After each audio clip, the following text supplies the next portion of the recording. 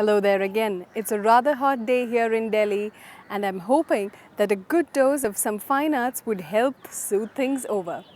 Let's take a quick look at the main stories this evening. While dance, both national and international, take center stage, we also bring you the story of dance theatre and follow it up with some fabulous food. Each new day brings in an opportunity to take a deep breath, kick off your shoes and dance. It is this opera philosophy that these international dancers completely believe in and live by every day.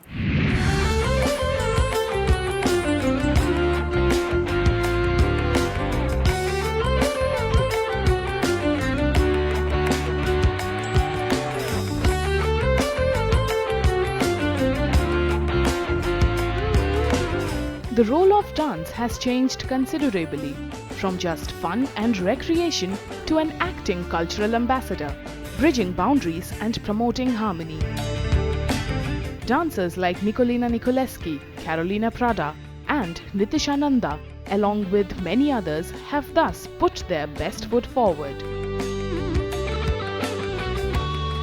The International Dance Council of UNESCO has dedicated a day to honor this art, and celebrating this very spirit was Spandan, where artists were seen in two avatars. The human potential is infinite. It doesn't know any boundaries. So break boundaries, just go and conquer the world. If you look at each one of them, look at far and wide from where they have come to learn our Indian dance forms, and an Indian who has learned a dance form from elsewhere, and they could perform as good, if not better, than the native people.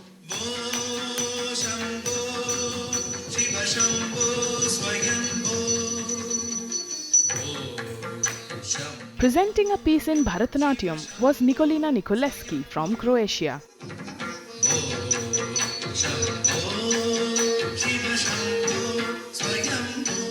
A student of Guru Saroja Vaidyanathan, she performed a piece in reverence to the celestial Shiva.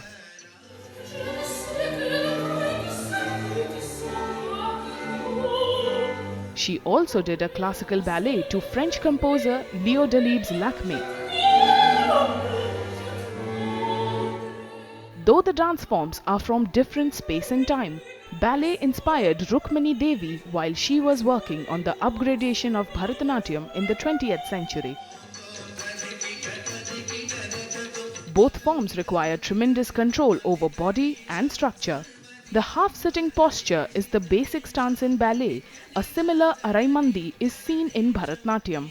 Dance is that primal, the first, we would say in society, something that really defines us as humans. We express through emotions, we express through that endless joy through the movement. And according to where we were born, in the culture, in the climate, the dance took its form, it took its shape, it took its costume, it took its expression in a costume, in the makeup, in the composition of the music. So what we are celebrating tonight is all these myriads of emotions of different cultures and nations coming together and celebrating that humanity and the spirit of something that unites us and binds us all together.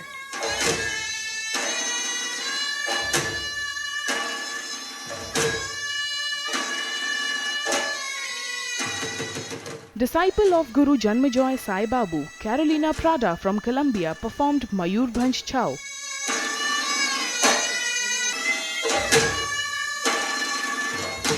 Where she used warlike movements to depict the wild, destructive and later aesthetic moods of Shiva.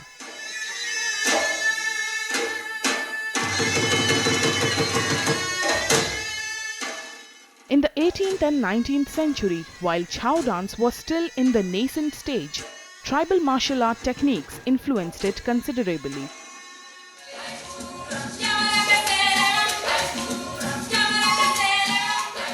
Carolina also performed Colombian folk dance, which was a little more pacey than Chau.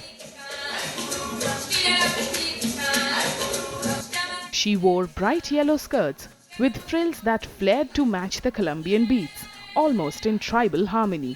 I was very much drawn to Indian classical dance because of that feeling of spirituality, and it kind of, the movements and the aesthetics of the dance kind of gave me like a very complete idea of what dance was, that it was not only dancing just to show off, but that there was more. There was a very profound, deep meaning in all the movements, significance, stories, values.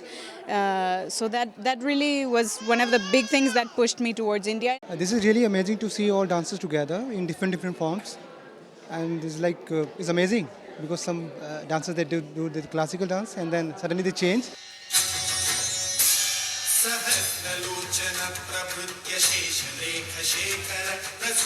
Nitishananda first presented a piece on Odissi showcasing Nataraja.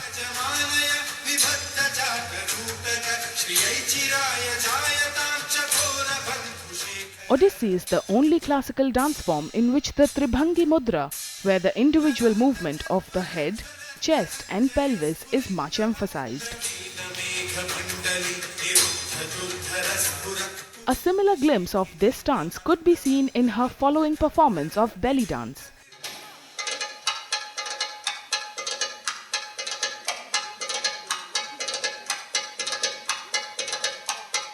Also known as Raqs Shariki.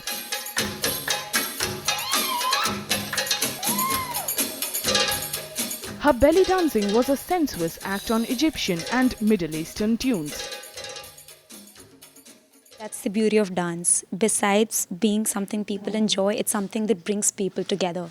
Today, so many people are taking up to Indian culture so much, and Indian dancing is one major part of our culture, you know.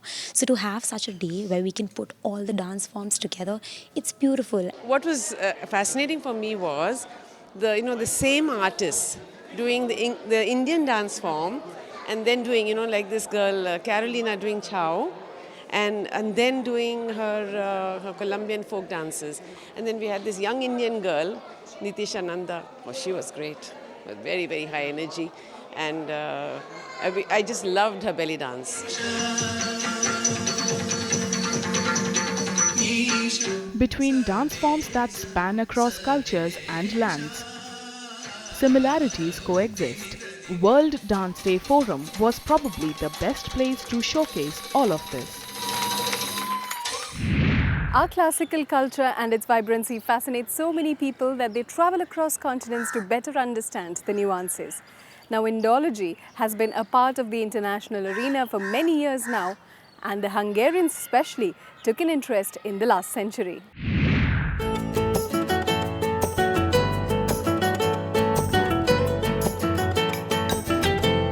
The exhibition at the Hungarian Information and Cultural Center, titled Enchanted by India, was inaugurated by Kapila Vatsyayan.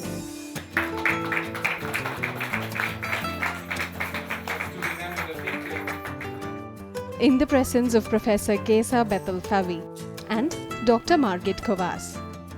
An iron plaque with the face of this great writer was also unveiled. The photo exhibition commemorates the 50th death anniversary of Ervin Baktai, a popular Indologist who introduced India to Hungarians. We Hungarians actually are not all the time European nation. Our ancestors have come from the East. So that's why the interest of Hungarian scholars from early times was actually essential towards studies in Asia. Baktai also he has written 3 books or 4 books on Csoma de Körös. He came here and followed the footsteps of Csoma, trying to find where he has been, and he has written in Hungarian 40 books about Indian culture. The exhibition brings in chronological order his experiences living and traveling in India. It gives a general picture of India in the 30s and the 20s, with special emphasis on the cultural heritage and on the freedom struggle. His wife died last year, and all his personal things, all his personal heritage became a part of the Oriental Art Museum of Budapest. And since then, museologists and all the experts of Ervin Baktai are working on his heritage. For example, more than 2,000 photographs he made. It's a lot. They have to identify either the persons who are on the pictures, the places, and the time when it was done, etc., etc., etc. He was one of the best interpreters of India as such, Indian art, Indian way of life, and he was the one who started and introduced India in Hungary, and also you can say partly in Europe, because many of his books appeared and were published in German, so Hungarian and German, unfortunately so far not in English. It was he who encouraged his niece, Amrita Shergill, to take up painting, and it was he who translated the Mahabharata, teachings of Gandhi and the works of Tagore into Hungarian. This aside, he has also written many books on India. After that rather refined tribute to the man who introduced India to Hungary, it's time for us to go on a quick break. I will see you in a short while. Coming up next, an ancient Sanskrit theatre and some fabulous food. Welcome back. An art form that is nearly 2,000 years old. Our inside story this week, we bring you the Sanskrit theatre through Kudiyattam.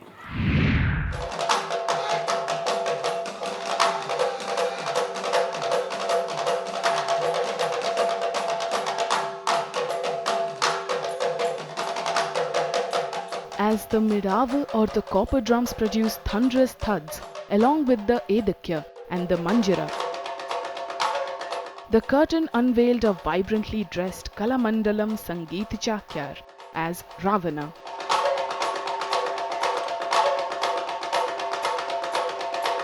At the Natya Vriksha Young Dancers Festival, Delhi sat mesmerized at his Kudiyattam repertoire. Kudiyattam, which means performing together, is a 2,000-year-old Sanskrit theatre style, which according to the UNESCO is a masterpiece of the oral and intangible heritage of humanity.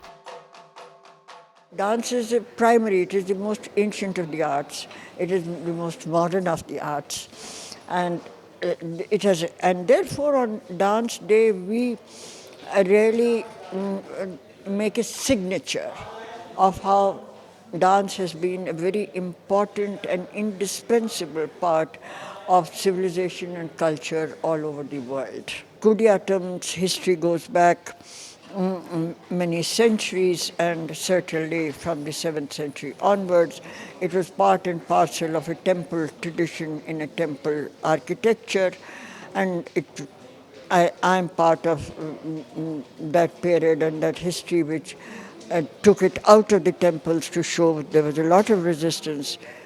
But this is the pace of change that takes place.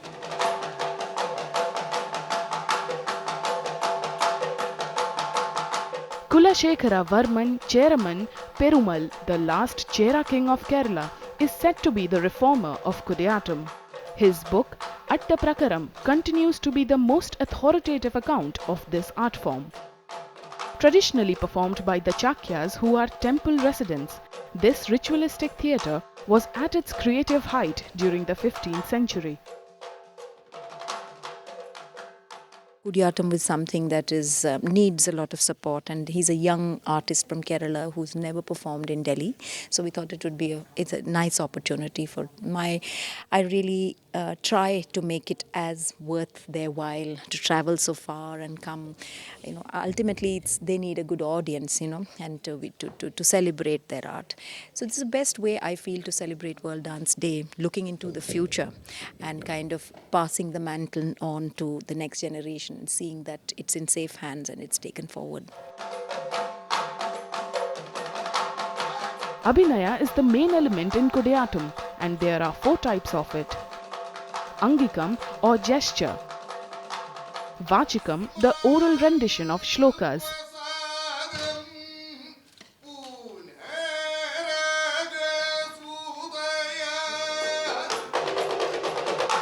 Satvikam, and Aharyam, the use of makeup and costumes. It's the living theatre with no break for centuries and centuries together. And to keep this tradition up, it's a very big responsibility because it's a very, very demanding art. Everything has to be done to eyes. The muscles of the face you could see. It's breathing exercises that make you emote all the emotions.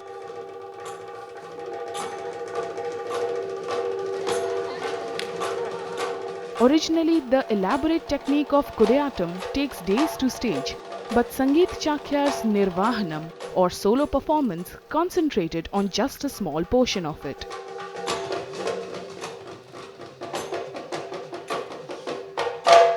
He presented a dialogue between Shiva and Parvati where he uses Netra Abhinaya to bring out the subtlety and portray different feelings with perfection.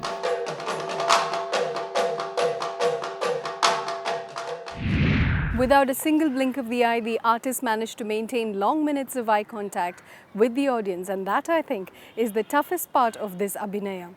Now, with the summer heat spilling over, we, like these musicians, remember spring.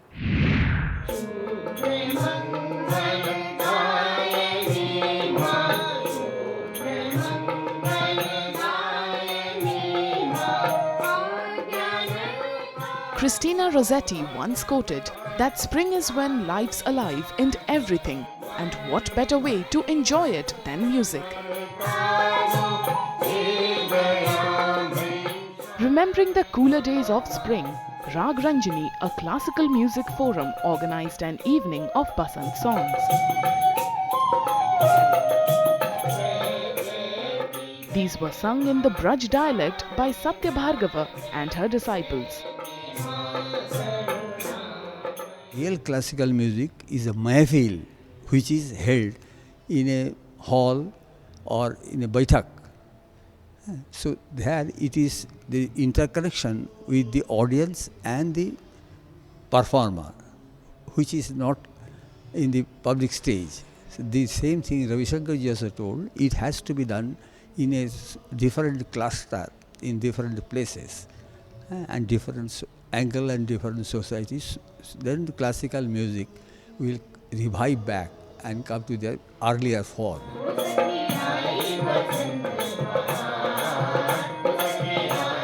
The season of spring has inspired many prose and poetry.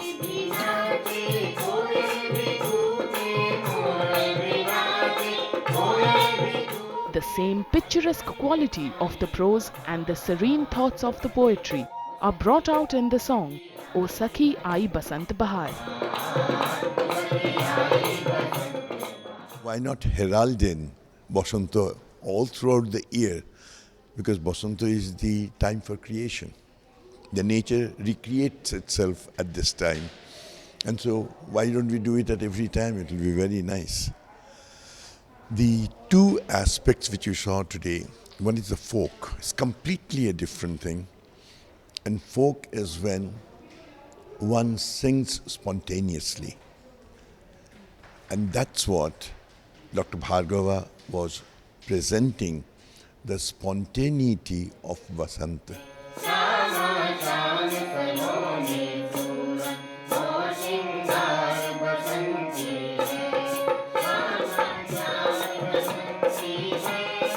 Braj Bhasha was once spoken in Mathura, the abode of Lord Krishna. The songs of spring often speak of him.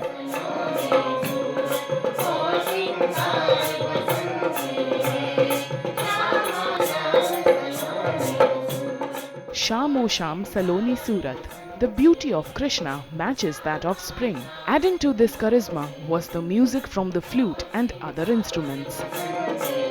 The Basant Bahar thing, was a delightful, series of songs. And I think those are long forgotten songs which we have rarely come across on Basant.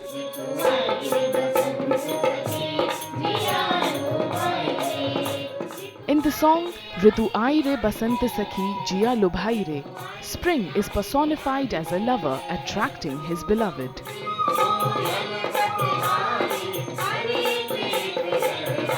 The song, with its rustic touch of the Braj Boli and the blooming vocals of children, left the audience enthralled. Now the Basant Utsav left me yearning for those happier days. And on the show, it's time for me to go on another quick break. I'll see you in a jiffy. On the other side, we have some fabulous food. Welcome back. The Chinese Premier Li recently visited India, and the two nations will be working together on socio-economic aspects. Now, the earliest known Chinese settlement in India dates back to the 5th century, and since then, one of the greatest ambassadors of this country happens to be the food, which is why on Food Trail this week we will be tasting Chinese.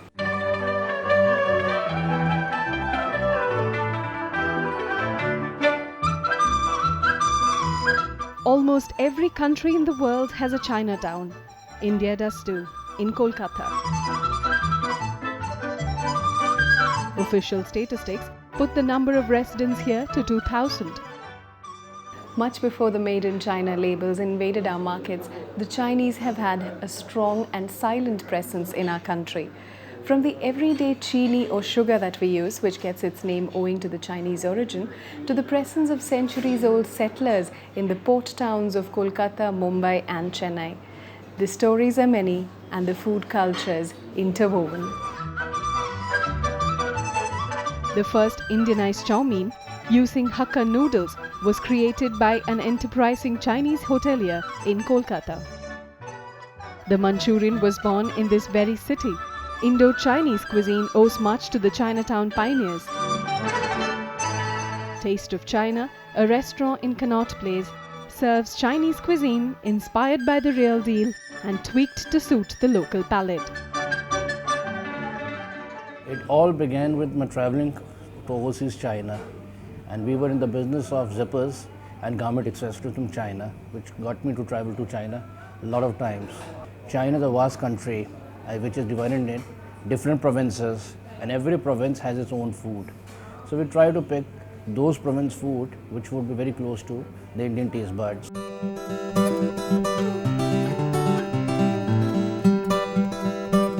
If you crave for some Chinese, then the sizzling chicken can be a good option.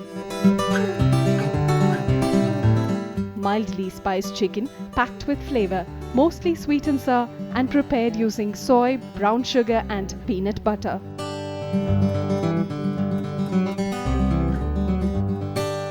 The Mongolian barbecue prawns is inspired by a recipe that made waves in the 70s. The original dish was created in a Taiwanese restaurant where the meat or seafood was cooked in an iron griddle at high temperature. But if you like a simple salad or a stir-fried vegetables, then they do serve a riot of colors on your plate. It's good, and in terms of ambience, they have a wonderful ambience. They do serve some authentic Chinese cuisine over here, which I believe is the best part. Music is good, service is good, so I can't think of any fault or something of that sort in this restaurant. I come here pretty often. Very nice, very nice. I've come here for first time with my brother and I have enjoyed a lot, and I hope this will be I'll be visiting again. My Chinese meal started with the hot and sour soup. This clear soup has eggs and chicken in a mix of cornstarch.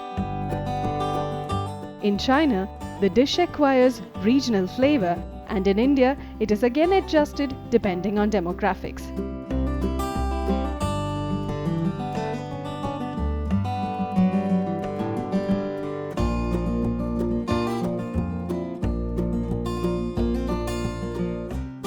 Now the soup is really intense, with the flavors of garlic and ginger and lemongrass coming right through.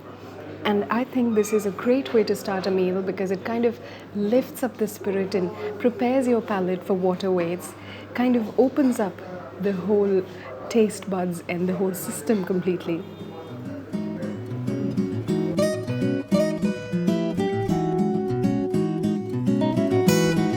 The nutty chicken, which is skewered chicken, deep fried with special spices and coated with cashew nuts, came as my appetizer. And if this doesn't work an appetite, I don't know what can.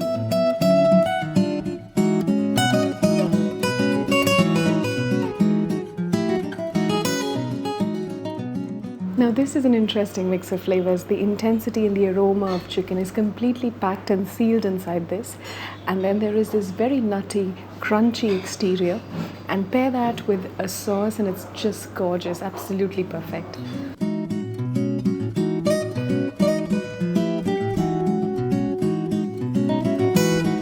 And there was more Indo-Chinese fusion fare as my main course. A large portion of chicken red cook, which has shredded chicken grilled with onions and served in thick gravy, paired with some vegetarian fried rice and a portion of the famous Hakka noodles.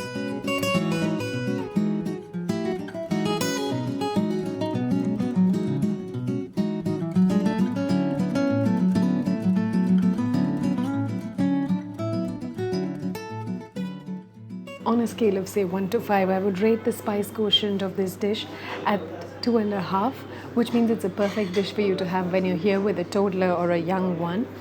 But when it comes to Chinese cooking, what you need to get is the sauce right. And once you get the sauce right, then your dish is a winner. And you must also know that it is all about the balance of flavors. It is how you get the sweetness mixed in with the spiciness and just about all the other flavors completely balanced out with its counterpart. And that's what you'll get here at the Taste of China.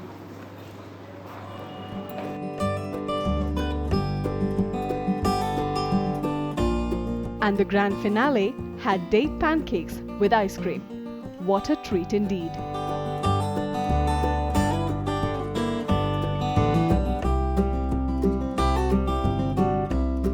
My date pancakes have a crunchy outside and inside there's the warm goodness of dates, and then you can pair that all with some great vanilla ice cream. Now this is the kind of dessert I'd love to have at the end of a meal. Let me get back to this. I'll see you next week on the same show. Take good care of yourselves. Goodbye and take care.